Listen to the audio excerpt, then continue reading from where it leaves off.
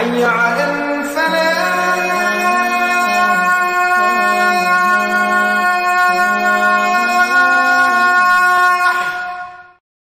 اعوذ باللہ من الشیطان الرجیم، بسم اللہ الرحمن الرحیم، الصلاۃ والسلام علیک یا سیدی یا رسول اللہ وعلی آلک و اصحابک یا حبیب اللہ۔ ناظرین و سامعین، السلام علیکم ورحمۃ اللہ وبرکاتہ۔ آج 23 رمضان المبارک ہے۔ میں ہوں آپ کا میزبان اویس خالد۔ پروگرام حی علی الفلاح میں آپ کو خوش آمدید کہتا ہوں۔ کروڑہا شکر ذات باری تعالیٰ کا جو خالق کائنات ہے، اور کروڑہا درود پاک آقا کریم صلی اللہ علیہ وآلہ وسلم کی بارگاہ اقدس میں جو وجہ تخلیق کائنات ہے۔ ناظرین، میرے ساتھ مل کر تیسرے عشرے کی دعا پڑھ لیجئے۔ اللہم انک عفو تحب العفو فاعف عنا۔ اے پروردگار، ہم سب کے صغیرہ کبیرہ گناہوں کو معاف فرما، آمین۔ ناظرین، پروگرام کا باقاعدہ آغاز ہم تلاوت کلام پاک سے کرتے ہیں۔ میرے ساتھ آج موجود ہیں حافظ محمد شعیب قادری صاحب، ان کو پروگرام میں خوش آمدید کہتا ہوں۔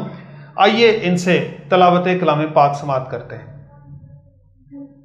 اعوذ باللہ من الشیطان الرجیم،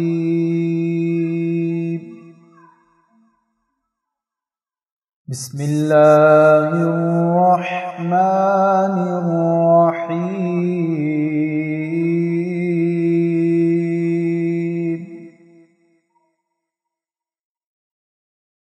لا اقسم بهذا البلد وانت حل بهذا البلد سبحان اللہ۔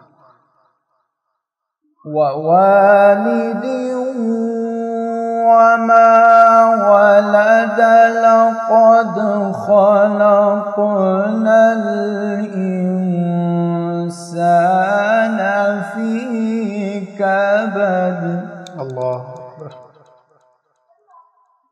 لا أقسم بهذا البلد وأنت حل بهذا البلد ووالد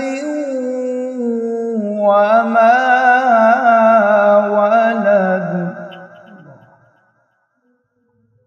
لقد خلقنا الإنسان في كبد۔ أيحسب أن لن يقدر عليه أحد يقول أهلكت مالا لبدا۔ أيحسب أن لم يره أحد ألم نجعل له عينين ولسانا وشفتين وهديناه النجدين۔ سبحان اللہ، سبحان اللہ، سبحان اللہ۔ فلاقتحم العقبة وما أدراك ما العقبة۔ صدق اللہ العظیم۔ جزاک اللہ، ماشاءاللہ۔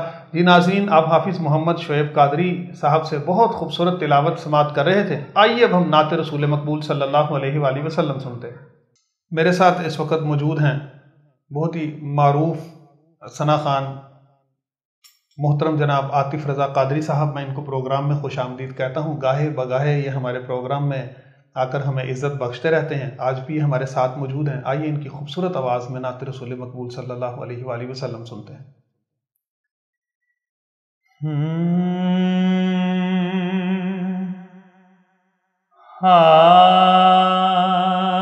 جہاں سے ہو وہیں سے دو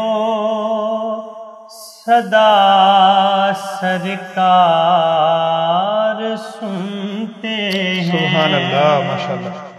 جہاں سے ہو وہیں سے دو صدا سرکار سنتے ہیں.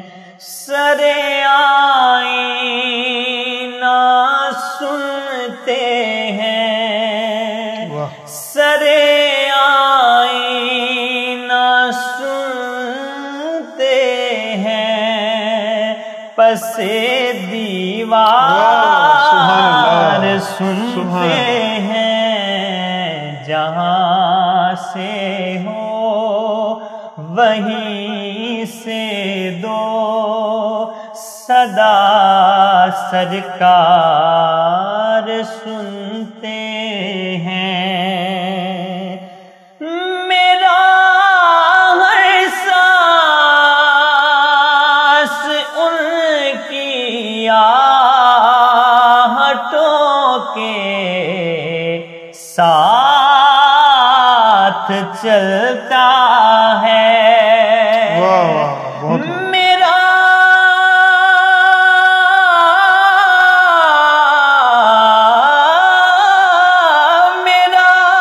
ہر سانس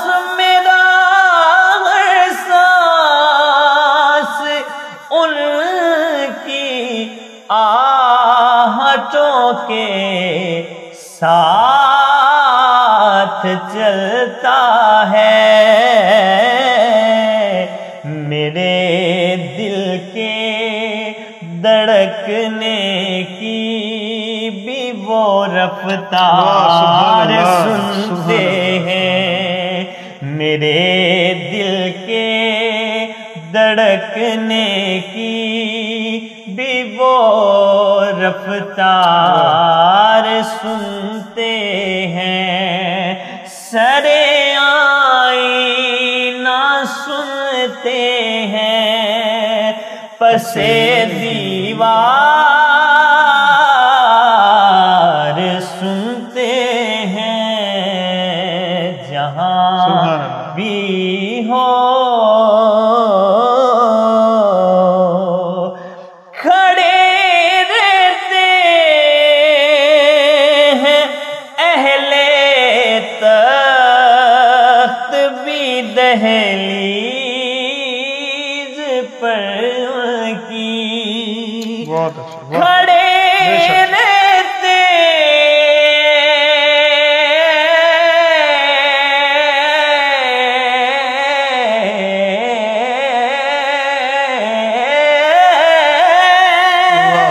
کھڑے رہتے ہیں اہل تخت بھی دہلیز پر کی. فقیروں کی صدائیں بھی میرے سرکار سنتے ہیں. فقیروں کی صدائیں بھی میرے سرکار سنتے ہیں. سرے آئینہ سنتے ہیں. پس دیوار سنتے ہیں.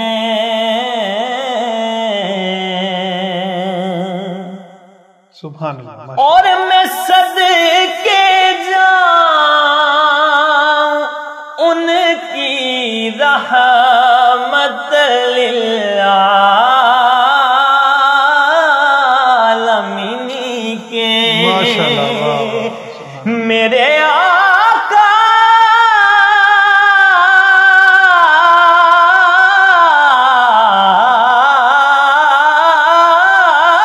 کی میں صدقے جاؤں. میں صدقے جاؤں. میں صدقے جاؤں ان کی رحمت للعالمین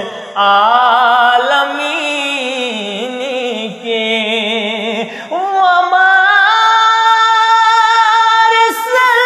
ارسلناک الا رحمت للعالمین. سبحان اللہ، ماشاء اللہ ماشاء اللہ. میں صدقے جاؤں یارو، میں صدقے جاؤں ان کی رحمت للعالمین کے. سبحان اللہ. پکارو چاہے جتنی بار وہ ہر بار سنتے ہیں. پکارو چاہے جتنی بار وہ ہر بار سنتے ہیں. سرے آئینہ سنتے ہیں، پسے دیوار سنتے ہیں. جہاں سے ہو وہیں سے دو صدا سرکار سنتے ہیں.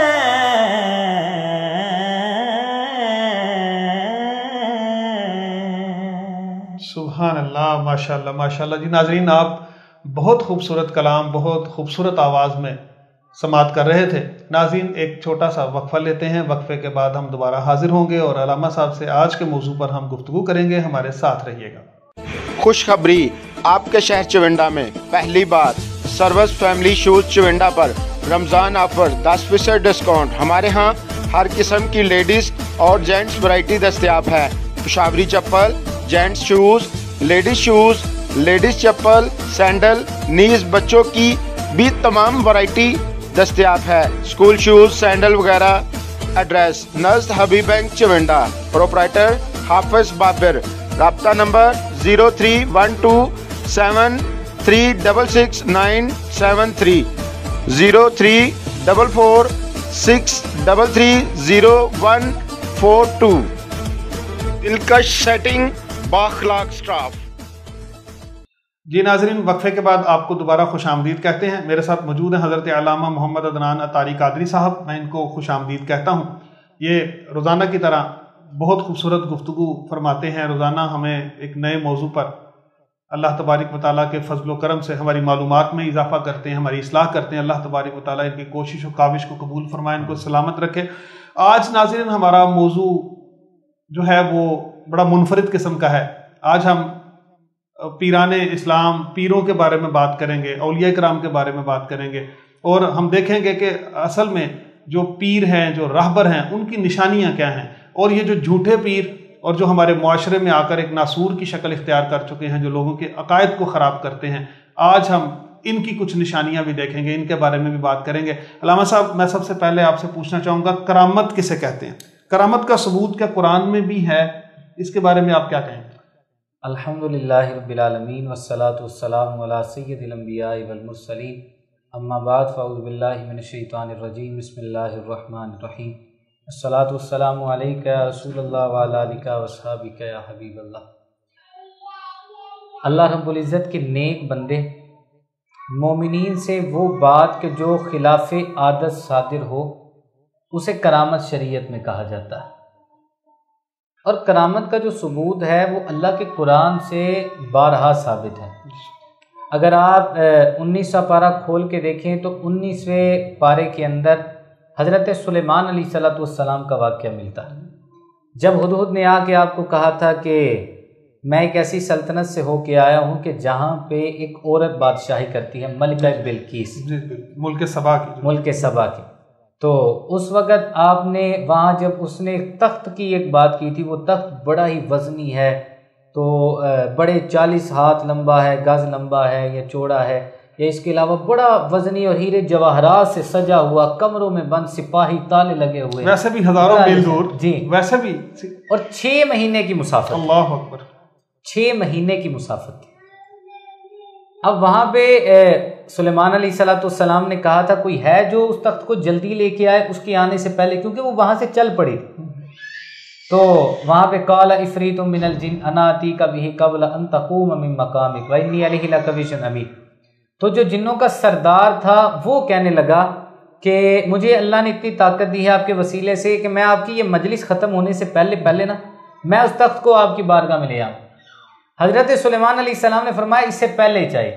اب قرآن کہتا ہے قال ھذا، اللہ رب العزت کا قرآن جب ارشاد فرماتا ہے قال الذی عنده علم من الکتاب انا آتیک بہ قبل ان یرتد الیک طرفک، کہ وہ جن کے پاس قرآن کا علم، جن کے پاس اللہ کے کلام کا علم تھا، اور تفسیروں میں لکھا گیا یہ جو علم والے تھے ان کا نام حضرت عاصب بن برقیہ تھا۔ حضرت عاصب بن برقیہ نے کہا یا سیدی اگر آپ مجھے اجازت دیں، آپ کے وسیلے سے اللہ نے مجھے اتنی طاقت دی ہے کہ میں آپ کی پلک کے جھپکنے سے پہلے وہ تخت آپ کی بارگاہ میں لے آؤں گا۔ پھر ہوا کیا، فلما رآہ مستقرا عنده، کہ حضرت سلیمان علیہ السلام نے آنکھ کو بند کیا، کھلا تخت آپ کے سامنے، پلک جھپکنے سے پہلے وہ تخت۔ اب یہ دیکھیں کہ میلوں میل کی مسافت، میلوں میل کی مسافت۔ تو تخت لے کے آنے والے حضرت عاصب بن برقیہ پلک جھپکنے سے پہلے لے کے آئے، تالوں میں زنجیروں میں جھگڑا ہو۔ اللہ، یہ دیکھیں جو صحیح، یہ خلاف عادت بات نہیں، بالکل، یعنی انسان عقلی طور پہ ایسا نہیں کر سکتا لیکن اللہ کروا دیتا ہے، اسے کرامت کہا جاتا ہے۔ یہ اللہ رب العزت نے حضرت سلیمان علیہ السلام کو یہ طاقت دی، سوچے مصطفیٰ کے غلام کا۔ سبحان اللہ، سبحان اللہ۔ اور علامہ صاحب آپ میری ذرا اصلاح بھی فرما دیجیے، کیا ان کے بارے میں ایسا نہیں قرآن میں لکھا ہوا کہ توریت کا، جن کے پاس کتاب کا تھوڑا سا علم تھا، جی جی، تو وہ توریت کا علم تھا جس کے پاس قرآن کا علم ہو؟ سبحان اللہ، سبحان اللہ، ماشاء اللہ۔ اچھا علامہ صاحب، یہ جو ہم کہتے ہیں اللہ کے اولیاء اکرام، یقیناً ان پر اللہ کی رحمتوں کا نزول ہوتا ہے۔ جہاں اولیاء اکرام ہوتے ہیں، اللہ کے ولی جس جگہ پہ ہوں، تو کیا وہ واقعتاً وہ جگہ، وہ مقام اور وہ اولیاء اکرام واقعی مستجاب الدعا ہوتے ہیں، وہاں کی دعا قبول ہوتی ہے؟ دیکھیں میں اس کی دلیل بھی اللہ کے قرآن سے دینا چاہوں گا۔ آپ قرآن پاک پڑھ کے دیکھیں، اس میں آتا ہے کلما دخل علیہا زکریا المحراب وجد عندها رزقا قال یا مریم ان لک ھذا قالت هو من عند اللہ ان اللہ یرزق من یشاء بغیر حساب۔ حضرت زکریا علیہ السلام جس وقت آئے نا، حضرت مریم سلام اللہ علیہ اللہ کی عبادت کرتی، محراب مریم، آپ وہاں پہ عبادت کرتی، تو آپ وہاں پہ آ کے دیکھتے بے موسمی پھل پڑے ہوتے، اللہ، سردیوں والے گرمیوں میں، گرمیوں والے سردیوں۔ اللہ، تو جب آپ سے پوچھا کہ مریم یہ کہاں سے آئے، کہا میرا اللہ مجھے عطا کرنے والا۔ سبحان اللہ، سبحان اللہ۔ یعنی یہ ایک کرامت بھی ہے کہ اللہ رب العزت کی طرف سے کیسے پھل عطا ان کو ہو رہے ہیں۔ سبحان اللہ۔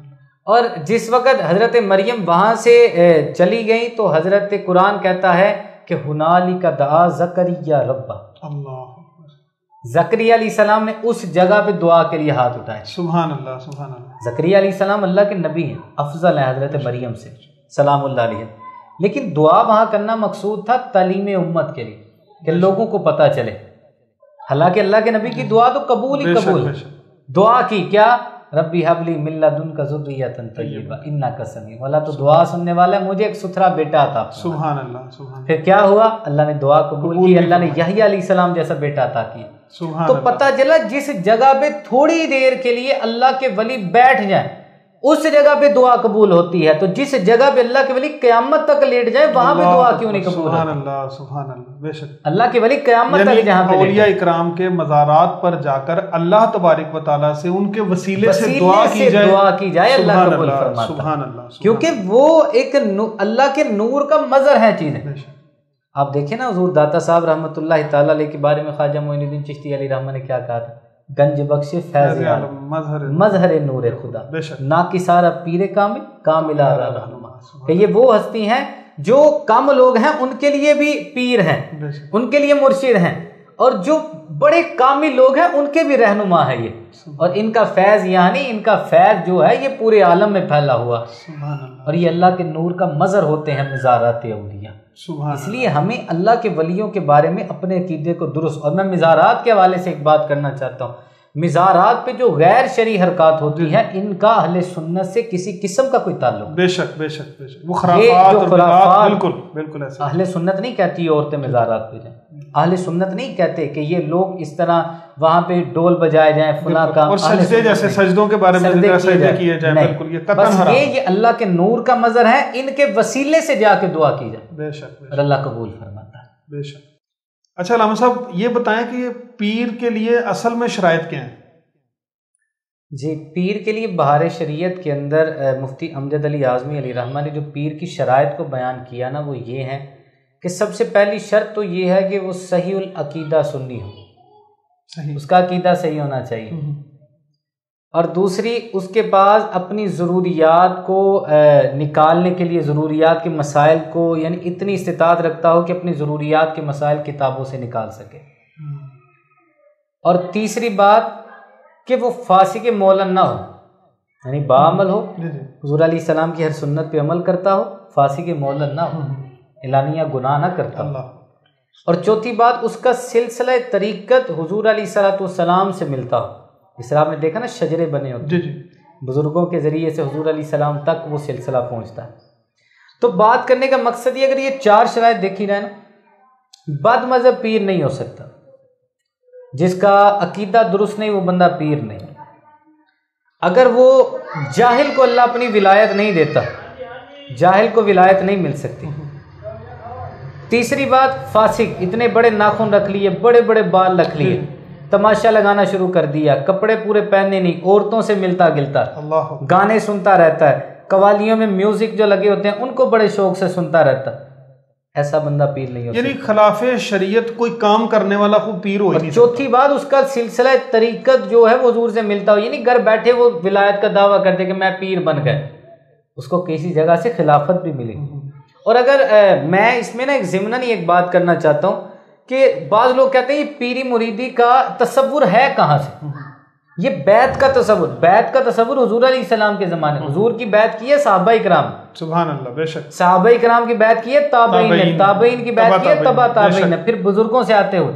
اور مجھے کوئی اللہ کا ولی ایسا دکھا دے جن کے پیر نہیں تھے اور مرید نہیں تھے. اللہ اکبر، بالکل بہت بڑی بات، آپ نے بڑی واضح بات بتائی. یہ بالکل، یہ میرے خیال میں دلیل کے لیے اتنی بات سمجھنے کے لیے کافی ہے جو بندہ سمجھنا چاہتا ہے.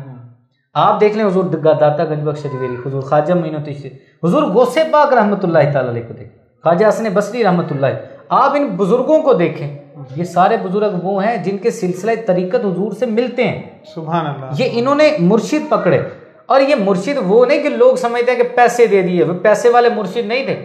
یہ وہ مرشد تھے جو بندے کی روحانی تربیت کرتے ہیں، بندے کی تربیت کرتے ہیں دین کے حوالے سے.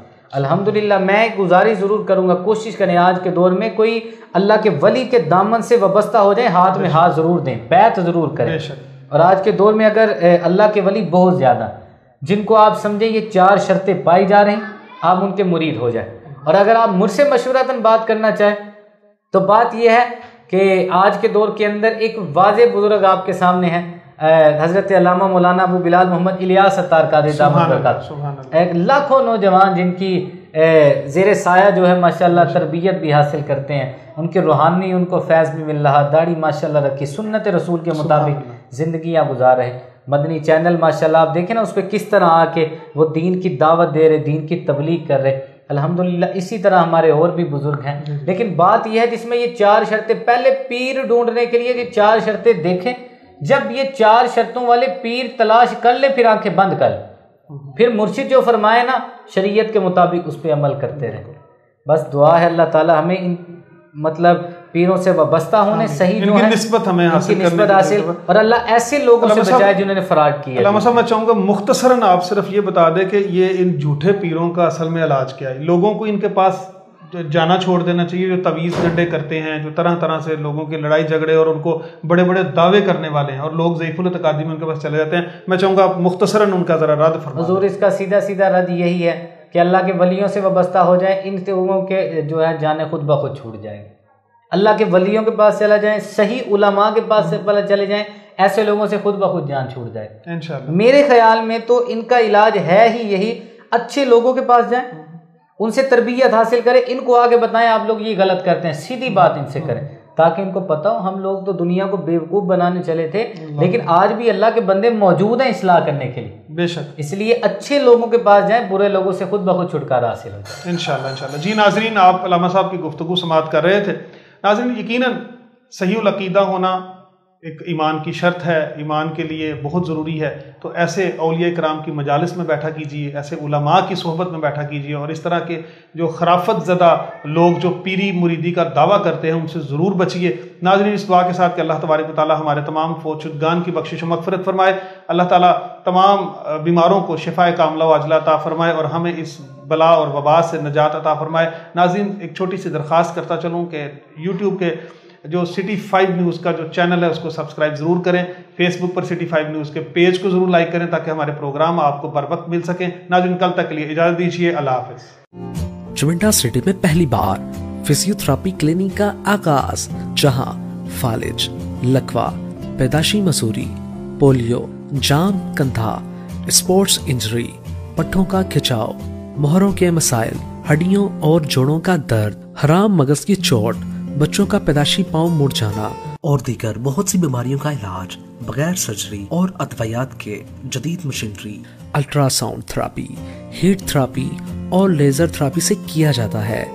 فوری معائنہ کے لیے ابھی وزٹ کریں احمد ویلفیئر ہسپتال، پھلورا روڈ، نزد پنجاب کالج چونڈا. مزید معلومات کے لیے ابھی کال کریں 0333 5763 073.